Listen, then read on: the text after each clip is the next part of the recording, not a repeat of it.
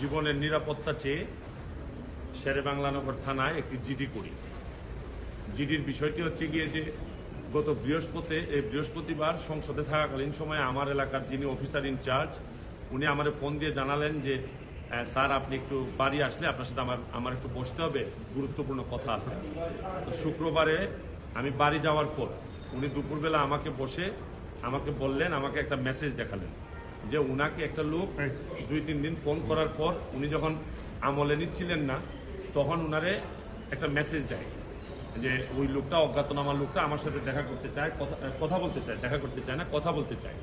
তো ওসি সাহেব আমলে নেননি। পরে যখন মেসেজটা দেখছেন, যে মেসেজের মধ্যে আছে দেখা যাচ্ছে যে একটা কন্ট্রাক্ট কিলার গ্রুপ যারা হায়ার করা হয়েছে তারা নাকি অ্যাক্টিভ, তার বক্তব্য অনুযায়ী। তো ওসি সাহেব আমারে উনার ফোন দিয়ে ওই অজ্ঞাতনামা ব্যক্তির সাথে ফোনে ধরাই দিল। আমি কথা বললাম, কথা বলার পর যে জিনিসটা ওরা জানাইলো আমাদেরকে, ওই অজ্ঞাতনামা ব্যক্তি সে নিজেকে আইডেন্টিফাই করতে চায় না, সে তার অ্যাড্রেস বলতে চায় না। সে বলে যে আমি নিজেও ওই কিলার গ্রুপের মেম্বার ছিলাম, যখন আপনার নামটা আসছে আপনাকে হত্যা করতে হবে, তখন আমি বলছি যে না আমি এটা পারবো না, কারণ উনি ওই লোকটা সিলেটি, সে আমার কাজকর্ম সম্পর্কে জানে, এই জন্য সে কোনোভাবে রাজি হয় নাই। তখন সে বলছে যে আমার বিষয়টা হচ্ছে গিয়ে, তার বক্তব্য অনুযায়ী আমার বিষয়টা হচ্ছে গিয়ে আমি আপনাকে একটা ওয়ার্নিং দিচ্ছি, আপনি এই 2-3 দিন আপাতত ঘরের বাইরেই যাবেন না। তো এইটা শোনার পর আমি নর্মালি এর আগে অনেকবার আমি মৌখিকভাবে বা আমার পিএস এর মাধ্যমে বিভিন্নভাবে আমি থ্রেট করেছি, এগুলো আমি আমলে নেই না, কারণ এগুলা সামনে বললে একটা প্যানিক তৈরি হইতে পারে, এই জন্য আমি কখনোই সামনে নিয়ে আসি নাই।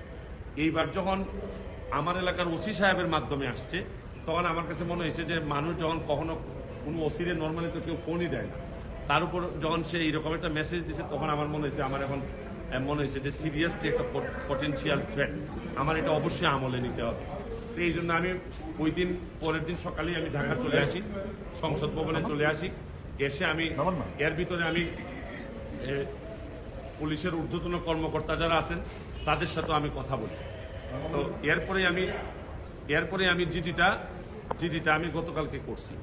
কিন্তু আমার যে জায়গাটাতে প্রশ্ন হচ্ছে, দেখেন আমি একজন মেম্বার অফ পার্লামেন্ট, পুলিশ যখন আমার এলাকার ওসি সাহেব যখন জানলেন কোনো একটা মারফতে যে আমার একটা লাইফ রিস্ক আছে, তখনই কিন্তু উচিত ছিল যে উনি এসপি সাহেবের সাথে আলাপ করবেন, ডিআইজি সাহেবের সাথে আলাপ করবেন, এটা কি আসলেই থ্রেট নাকি না কেউ বোগাস নাকি না কিছু, এটা তো আমার কাছে আসার আগেই এদের তদন্ত করে ফেলা উচিত ছিল।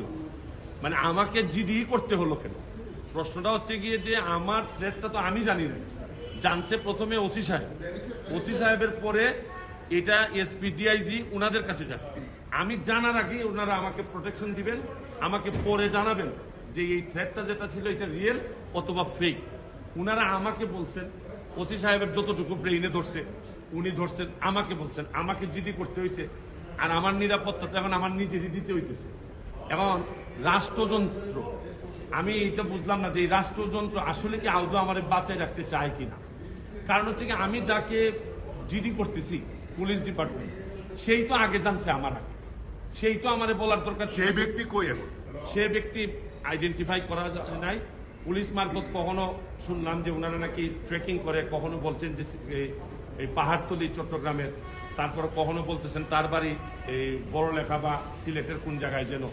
তা আমার বিষয়টা হচ্ছে গিয়ে যে দেখেন, এই দেশে বঙ্গবন্ধু মারা গেছেন, তার পরিবার সবাই মারা গেছে, আমার হবিগঞ্জের শাহ এম এস কিবরিয়া সাহেব মারা গেছে, আমরা তো কোনো প্রোটেকশনে দিতে পারিনি।